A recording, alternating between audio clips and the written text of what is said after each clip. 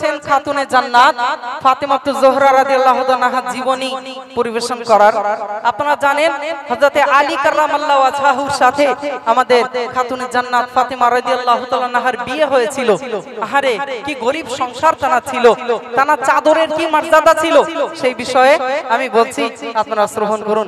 একদিন নবী দুলালী ফাতেমার ঘরে এসে দুঃখিনী এক ফরিয়াদ করে।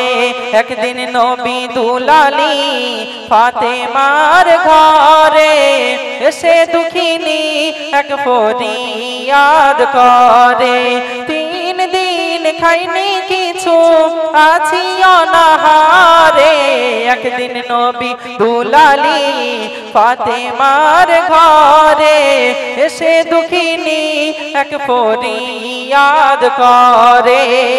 খুব মন দিয়ে কিন্তু শুনতে হবে, ঠিক আছে তো?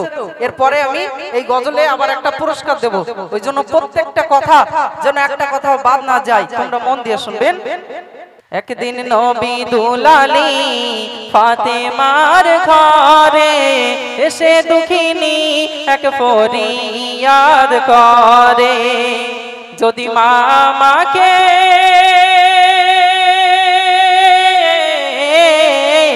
যদি মামাকে কিছু খাবার তুমি দিতে, বিনিময়ে তোমার কিছু কাজই করিয়ে নিতে, সেই আহার নিয়ে যেতাম ছেলেদের তরে।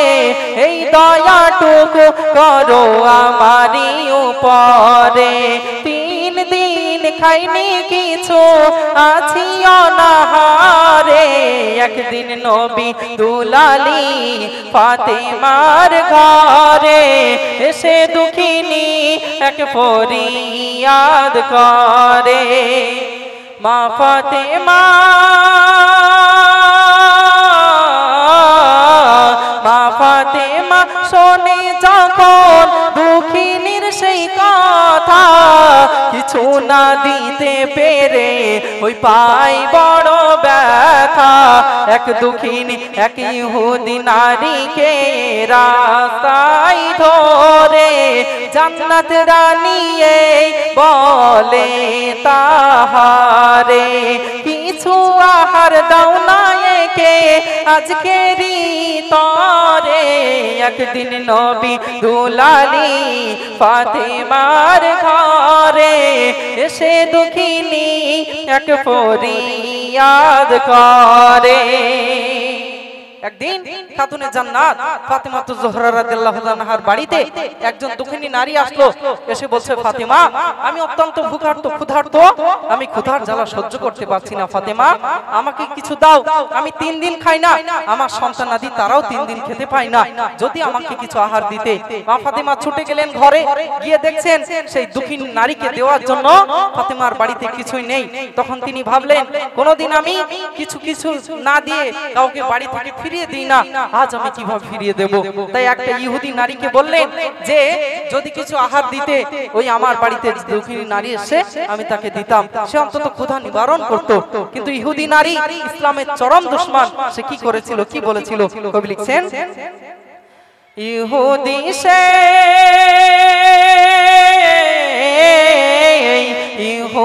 সেই নারী বলে, শোনো ফাতেমা মুখের কথাই শুধু আহার তো দেব না, এতই যদি দয়া তোমারই অন্তরে, বন্ধক রেখে যাও তুমি তোমার ওই চাদরে। গম খেজুর যা চাইবে তা দেব আঁচল ভরে। একদিন নবী দুলালী ফাতেমার ঘরে এসে দুঃখিনী এক ফরিয়াদ করে। ইহুদি নারী বলছে, ওহে ফাতেমা, শুধু শুধু তো আমি তোমায় এগুলো দেব না, বিনিময়ে তোমাকে কিছু দিতে হবে। বলছে কি দিতে হবে বলো? বলছে তোমার গায়ে যে চাদর আছে ওই চাদরটা আমাকে খুলে দিতে হবে।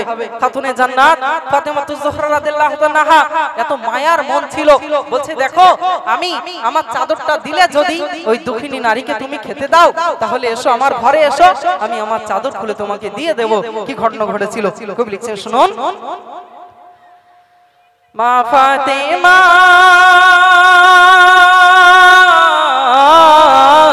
মা ফাতেমা ইহুদির সেই বিবিকে বলে, এসো আমার ঘরে তোমায় চাদর দেব খুলে। আসলো যখন ইহুদি নারী তার ওই ঘরে, চাদর খুলে ফাতেমা হাতে তার ওই ধরে।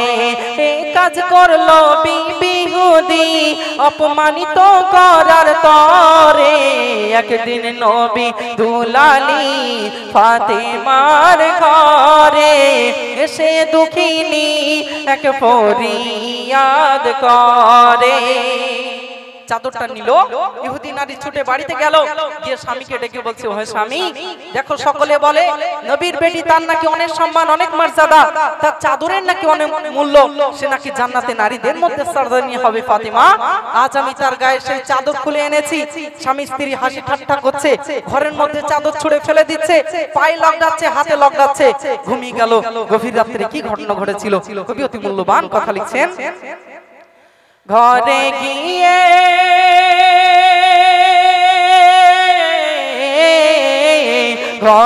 গিয়ে চাদর বিবি রেখে যে ঠাই ছিল, সেই জায়গাটা গভীর রাতে আলোয় ভরে গেল। বলুন সুবহানাল্লাহ। ঘরে গিয়ে চাদর বিবি রেখে যে ঠাই ছিল, সেই জায়গাটা গভীর রাতে আলোয় ভরে গেল। আর হীরামতির মতো যেন ঝিলিকই মারে। বলুন সুবহানাল্লাহ। হীরামতির মতো যেন ঝিলিকই মারে, দেখাই বিবি ইহুদি আলো নিজ স্বামীরে। কি ছিল রাখা সেই মা ফাতেমার চাদরে, একদিন নবী দুলালী ফাতেমার ঘরে, এসে দুঃখিনী এক ফরিয়াদ করে। আরে গভীর রাত্রে যখন এই ঘটনা ঘটলো, স্বামী স্ত্রী অবাক হয়ে গেল, কাকে আমরা অপমানিত করতে গেলাম? সত্যি যে সে জান্নাতে নারীদের মধ্যে সর্দারিনী, তার এত মর্যাদা, তার চাদরের যদি এই মর্যাদা হয়, না জানি সেই ফাতেমার কত মর্যাদা। ভোর না হতেই নবীর দরবারে ছুটে গেল। কি ঘটনা ঘটেছিল কবি লিখছেন। ইহুদি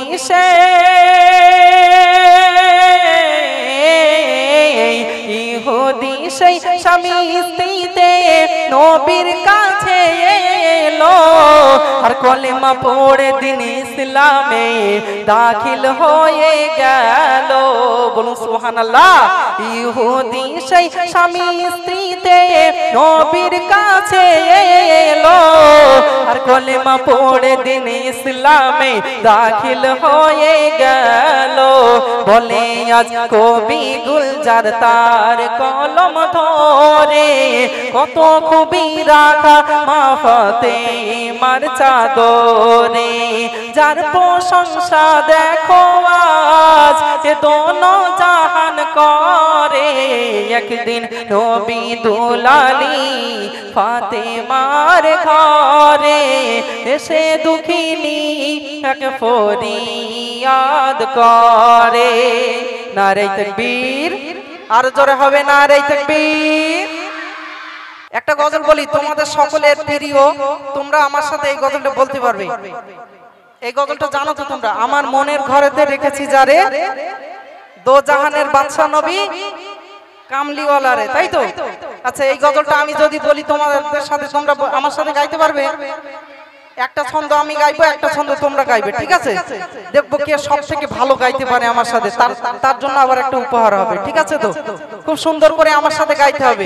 মাঝখানের কলিগুলো আমি গাইবো, প্রথমে 2-4 লাইন শুধু আমরা গাইবো, ঠিক আছে? বলো দেখি আমার সাথে। আমার মনের ঘরে দে দো জাহানের বাদশা নবী। মাশাআল্লাহ, এই তো জানে তো এরা গজল, মাশাআল্লাহ। বলো আমার মনের ঘরে দে, আরো জোর হবে, এতগুলো বাচ্চা সবাই মিলে বলছো, অনেক জোর হবে, এই আওয়াজে হয় নাকি আবার জোরে? আমার মনের ঘরে দে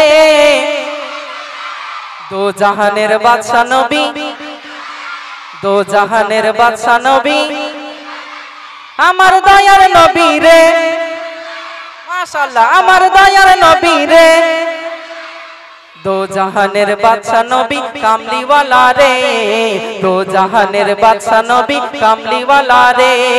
মোরা যদি ডানাওয়ালা পাখি হতাম, ওই মদিনা দেখার লাগি উড়ে যেতাম, হৃদয় জুড়ে দেখতাম আমি নয়ন ভরে, দো জাহানের বাদশা নবী কামলিওয়ালা রে, দো জাহানের বাদশা নবী, আমার দয়ার নবী রে, আমার দয়ার নবী রে, দো জাহানের বাদশা নবী, আরো জোরে, দো জাহানের বাদশা নবী। আদি পিতা আদম যখন মুসিবতে পড়ে, মোদের নবীর ওসিলাতে আল্লাহ কবুল করে, সাকারাতের বিছানাতে দেখা দিও রে, দো জাহানের বাদশা নবী কামলিওয়ালা রে, দো জাহানের বাদশা নবী কামলিওয়ালা রে। আমার মনের ঘরে দে দো জাহানের বাদশা নবী, ওই দিক থেকে বলো, দো জাহানের বাদশা নবী, আমার দয়ার নবী রে, আমার দয়ার নবী রে, দো জাহানের বাদশা নবী কামলিওয়ালা রে, দো জাহানের বাদশা নবী কামলিওয়ালা রে। নারে তাকবীর, আরো জোরে হবে, নারে তাকবীর। মাশাআল্লাহ, এই তো দেখছি সবাই ভালো গাইছে। আমি কাকে পুরস্কার দেব আর কাকে দেব না বুঝতে পারছি না। আমাদের তো এত দূর থেকে আনার দরকার ছিল না, শিল্পী সব তো বসে আছে দেখছি, মাশাআল্লাহ, খুব ভালো, খুব ভালো, মাশাআল্লাহ। এখন দেখো সবাইকে আর পুরস্কার তো দেওয়া সম্ভব না, নাকি? সবাইকে দেওয়া যায়? তাহলে আমার গাড়ি টাড়ি একবার দিয়ে চলে যেতে হবে, ঠিক আছে? এক কাজ করি, আমার আফজাল ভাইজান ঠিক বলেছে একদম, এক প্যাকেট লজেন্স দিলে সবার মোটামুটি হয়ে যাবে, ঠিক আছে? তোমাদের জন্য আমি লজেন্সের ব্যবস্থা করে যাব, ঠিক আছে? কমিটি ভাইয়ের কাছে কিছু টাকা দিয়ে যাব, একজন দায়িত্বে থাকবে, তিনি তোমাদেরকে দিয়ে দেবে, ঠিক আছে? লজেন্স দিয়ে দেবে। একবার তাকবীর দাও, নারে তাকবীর, আরো জোরে নারে তাকবীর। মাশাআল্লাহ, চলুন এবার আরেকটা গজল আপনাদের মাঝে।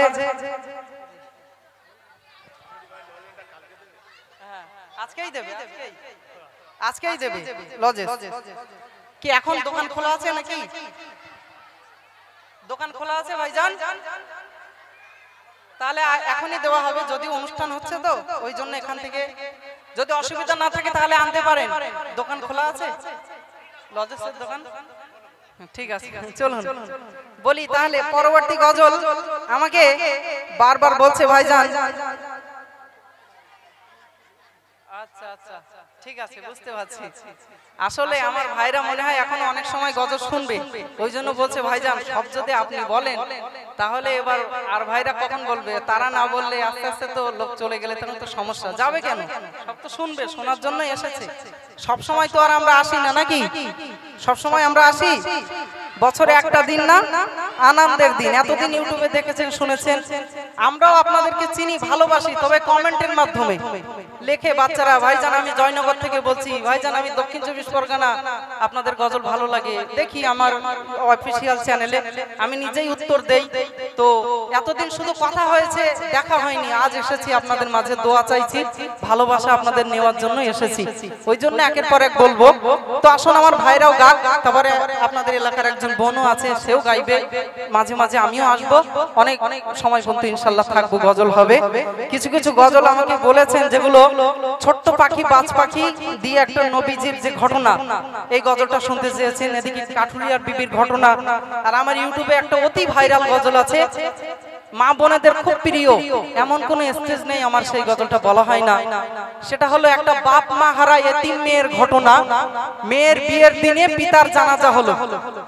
এই যে ঘটনা গজল, প্রত্যেকটা আব্বা তার মেয়েকে যে কতটা ভালোবাসে, এর একটা মেয়ের বিয়ের সময় যে আব্বার কত কষ্ট হয়, জমি জায়গা বিক্রি করা থেকে শুরু করে প্রত্যেকটা আব্বা তার মেয়েকে কত ভালোবাসে, আর প্রত্যেকটা মেয়ে তার আব্বাকে কত ভালোবাসে।